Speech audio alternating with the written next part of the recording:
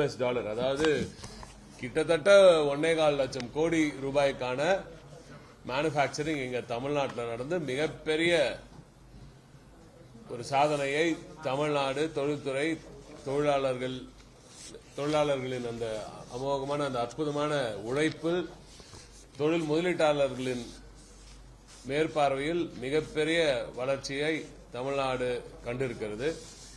மாண்புமிகு திராவிட நாயகன் அவர்களை பொறுத்தவரை ஒரு வெற்றி பெற்றுவிட்டால் அவர் அப்படியே வெற்றி பெற்றவங்க உட்கார்ந்துருவதில்லை. அடுத்த எந்த இமாலய இலக்கை எப்படி அடைவது, அடுத்த இலக்கை அவர் அப்பவே அன்றே நிர்ணயித்து விடுவார். எங்களுக்கு அப்படிதான் அடுத்த இலக்கை கொடுத்திருக்கிறார். 14.6 பில்லியன் USD என்றது ஒரு மிகப்பெரிய டார்கெட். அதை அச்சீவ் பண்ண பிறகு நிச்சயமாக நாம் $100 பில்லியன் தொட வேண்டும் என்ற உத்தரவை அவர் அளித்திருக்கிறார்.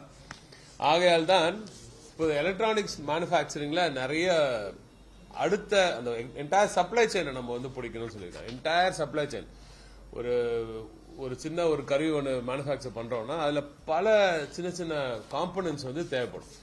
இதை உணர்ந்துதான் ஒன்றிய அரசும் இப்போ ஒரு மேனுஃபேக்சரிங் ஒரு ஸ்கீம் இப்போது எலக்ட்ரானிக்ஸ் காம்பனன்ட்ஸ் மேனுஃபேக்சரிங் ஸ்கீம் அவங்க அனௌன்ஸ் பண்ணியிருக்காங்க. இது ஒரு 1.5-2 வாரத்துக்கு முன்னாடி அனௌன்ஸ் பண்ணாங்க. தமிழ்நாடு தான் முதல் மாநிலமாக அந்த ஸ்கீம் ஒன்றிய அரசு அனௌன்ஸ் பண்ண உடனே ஒரே வாரத்தில் நாங்க நம்ம செக்ரட்டரி அவர்கள் அருண் ராய் அவர்களும் நமது தாரேஜ் அகமது அவர்களும் இணைந்து அவங்க ஏற்பாடு பண்ணி உடனே நானும் அந்த கூட்டத்துக்கு போக வேண்டியதா இருந்துச்சு. ஆனா திடீர்னு டெல்லி பயணம் போக வேண்டியது இருந்தனால அன்னைக்கு போக முடியல. ஆனாலும் அந்த கூட்டத்தை அந்த ஒரே வாரத்தில் நிர்ணயித்தபடி நடத்தி முடித்தோம். அந்த ஈகோ சிஸ்டம்ல இருக்கிற எல்லாரிடையும் பேசி அவர்களுக்கு அடுத்து என்ன தேவைப்படும், இன்னும் அடுத்த கட்டத்துக்கு தமிழ்நாட்டை நகர்த்த வேண்டும் என்றால் தொழில் முனைவோருக்கும் முதலீட்டாளர்களுக்கும் என்னென்ன தேவைப்படும், அரசின் உதவிகள் என்னெல்லாம் தேவைப்படும் கேட்டு தெரிஞ்சுக்க சொன்னார் மாண்புமிகு முதலமைச்சர் அவர்கள். எனவே முதலமைச்சர் அவர்களின் உத்தரவின்படி அந்த கூட்டம் நடத்தப்பட்டு அங்கேருந்து ஃபீட்பேக் வாங்கி இப்போ இந்தியாவிலேயே முதல் மாநிலமாக தமிழ்நாடு மின்னணு உதிரி பாகங்கள் உற்பத்திக்கான தமிழ்நாடு மின்னணு உதிரி பாகங்கள் உற்பத்தி சிறப்பு திட்டத்தினை மாண்புமிகு திராவிட நாயகன் நமது முதலமைச்சர் அவர்கள் இன்று காலை அறிவித்திருக்கிறார். துறையின் சார்பாக முதலில் நாங்கள் மாண்புமிகு முதலமைச்சர் அவர்களுக்கு எங்களது நன்றியை தெரிவித்துக் கொள்கிறோம். ஏன்னா நான் சொன்ன மாதிரி ஒரு பெரிய வெற்றிக்கு பின்ன அவர் அமைதியா உட்கார்ந்துடாம அடுத்த கட்டமா இன்னும் பெரிய வெற்றியை தமிழ்நாட்டுக்கு, குறிப்பா இதன் மூலம் இந்த வேலை வாய்ப்புகள் எவ்வளவு உருவாகுதுன்றதெல்லாம் புரிந்து கொண்டு அதற்கேற்ப இந்த திட்டத்தை அறிவித்திருக்கிறார். இதன் மூலம் ஒன்றிய அரசு அறிவித்துள்ள அந்த திட்டத்துக்கு மேட்சிங் கிராண்ட் அவங்க என்ன கொடுக்கறாங்களோ அதை அப்படியே மேட்ச் பண்ணி நம்மளும் கொடுப்போம். இந்த ஸ்கீம் வேற எந்த ஸ்டேட்லயும் இன்னும் அனௌன்ஸ் பண்ணல. நிச்சயமாக நம்மளை பார்த்து ஒரு சிலர் அதை காப்பி அடித்தாலும் அறிப்பார்கள். அது அவர்களது அவங்க ஸ்டேட் முடிவு பண்றது.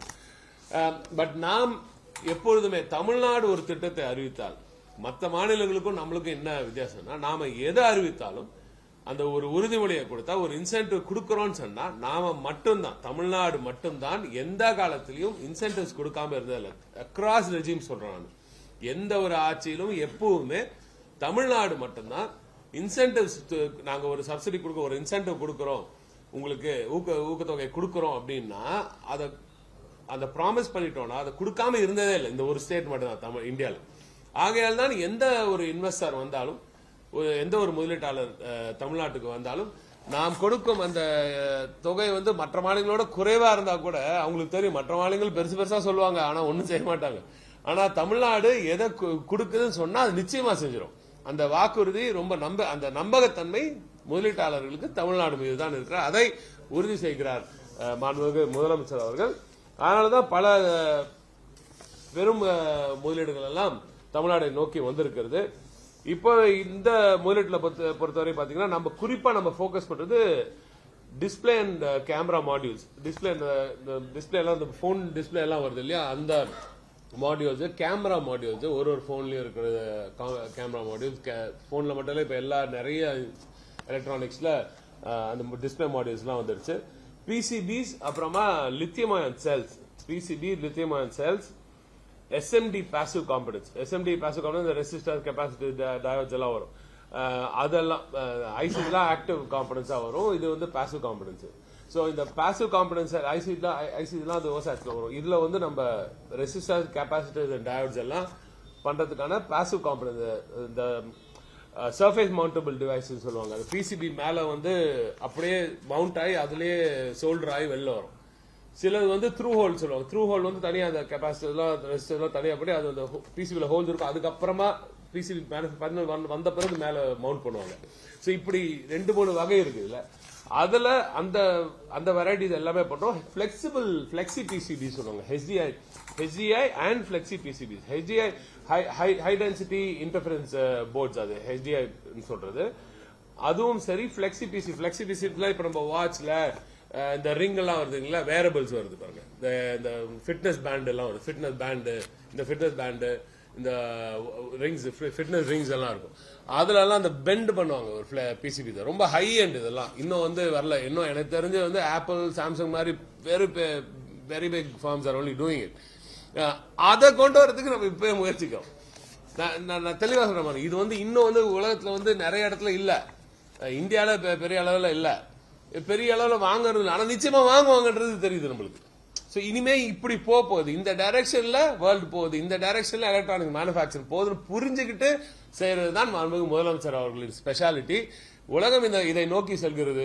இன்னும் இது வரல, வரும்போது பாத்துக்கலாம்னு உட்கார்றது இல்ல. இன்னும் ஒரு வருஷம் 2 வருஷத்துல வரப்போகுது நிச்சயமா. சோ இப்ப நீ இன்சென்டிவ் பண்ணனா இப்ப அந்த முதலீடு வந்து 2 வருஷத்துல அந்த ஃபேக்டரி போட்டு அதுக்கப்புறமா அதுல இருந்து வாங்கறதுக்கு துவங்குவாங்க. எனவே இதை நோக்கி செல்கிறார் மாண்புமிகு முதலமைச்சர் அவர்கள். இந்த முதலீட்டு இந்த ஒரு திட்டத்தின் மூலம் 30,000 கோடி ரூபாய்க்கான முதலீடுகள் தமிழ்நாட்டின் பக்கம் ஈர்க்கப்படும் என்று நம்புகிறோம். 60,000 பேருக்கு குறைந்தபட்சம் வேலை வாய்ப்பும் கிடைக்கும் என்று மாண்புமிகு முதலமைச்சர் அவர்கள் நம்புகிறார். நமது துறையின் மீது, அதிகாரிகள் மீது இவ்வளவு நம்பிக்கை வைத்து இந்த திட்டத்துக்கு ஒப்புதல் கொடுத்த மாண்புமிகு முதலமைச்சர் அவர்களுக்கு துறையின் சார்பாக நன்றியை தெரிவித்துக் கொள்கிறோம். மிக முக்கியத்துவம் வாய்ந்த ஒரு திட்டம். இதை நீங்கள் நம்ம மீடியா எல்லாருமே சேர்ந்து இது தயவு செஞ்சு கொஞ்சம் நல்லா எங்களுக்கு கொஞ்சம் நல்லா பப்ளிசிட்டி செய்து கொடுக்க வேண்டும். எல்லா முதலீட்டாளர்களுக்கும் இது கொண்டு போய் சேர்க்க வேண்டும். குறிப்பாக நேஷனல் மீடியா, குறிப்பாக இங்கிலீஷ் மீடியா எல்லாருமே, பிசினஸ் மீடியா இது எல்லாமே கொஞ்சம் இது நல்லா கேரி பண்ணணும்னு கேட்டுக்கிறேன். வேற ஏதாவது கிளாரிட்டி வேணும்னா சொல்லுங்க. அதான் சொல்லணும். இப்ப நாங்க டேக் அட்லீஸ்ட் 2-3 இயர்ஸ் ஆகும், மினிமம் 2-3 இயர்ஸ் ஆகும். பட் ஒரு முதலீடு வந்து அது இன்வெஸ்ட்மெண்ட் வந்து அது கிரியேட் ஆயிட்டு உங்களுக்கு வேலை வாய்ப்பா மாறுறதுக்கு அட்லீஸ்ட் 3 இயர்ஸ் ஆகும். நீங்க வந்து ஃபர்ஸ்ட் நாங்க எங்ககிட்ட பேச்சுவார்த்தை நடத்தி MOU சைன் பண்ணி முதலீடு ஃபைனல் பண்ணணும். அப்புறம் அவங்க ரைஸ் பண்ணணும், ஃபண்ட்ஸ் ரைஸ் பண்ணணும். அதுக்கப்புறம் திட்டத்துக்கான DPR எல்லாமே ரெடி பண்ணி ஃபண்ட்ஸ் ரைஸ் பண்ணணும். அதுக்கப்புறமா கட்டிடமே அட்லீஸ்ட் 2 இயர்ஸ் ஆகும்.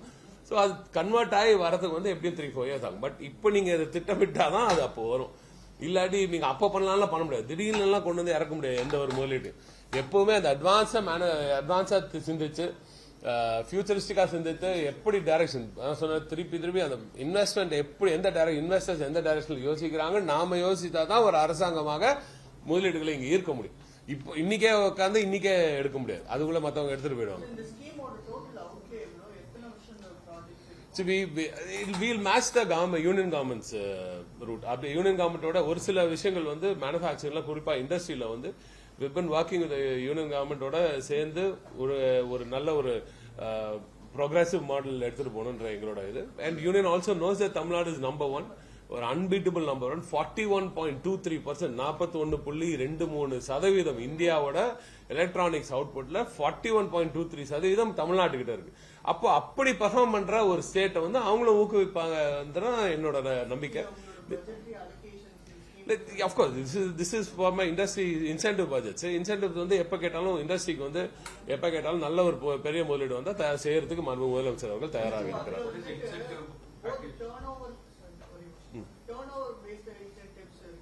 ரெண்டுமே இருக்கு. ஆமா, ரெண்டுமே இருக்கு. எது வந்தாலும் we'll match it for sure. This is a very good question. ரெண்டுமே இருக்கு. டர்ன் ஓவர் இருக்கு, இது இருக்கு. இல்ல 2-3 இல்ல. No, we have very clearly these are on, but இதுல எதெல்லாம் இன்னும் அடிஷனலா எங்களுக்கு முக்கியம் தோணுதோ we'll keep adding. See, அது அவங்க ஒரு பெரிய லிஸ்டே கொடுத்திருக்காங்க. கவர்மெண்ட் ஆஃப் இந்தியா கொடுத்திருக்க லிஸ்ட் மொத்தமா அப்படியே we will apply. குறிப்பா வந்து display and camera sub assemblies, display modules and sub assemblies, PCBs, lithium ion cells, SMD passive components, HDI flexible PCBs, and capital equipment. இது வந்து பிரீஃப். இது அவங்க ஏறத்தால எத்தனை கொடுத்துருக்காங்க? 11 அவங்களுக்கு 11 பிராட் கேட்டகரி இருக்கு அவங்களுக்கு. இப்ப யூனியன் கவர்மெண்ட் அது எல்லாத்துக்கும் தமிழ்நாடு கொடுக்கும். நம்மளோட ஃபோக்கஸ் இதுல இருக்கு. நமக்கு இன்னும் கொஞ்சம் அதுலயே இருக்கிறதுலே டாப் எண்ட்ல நம்ம எடுப்போம். பொதுவா வந்து எப்பவுமே Tamil Nadu will always look at the higher end. So we will always aim higher.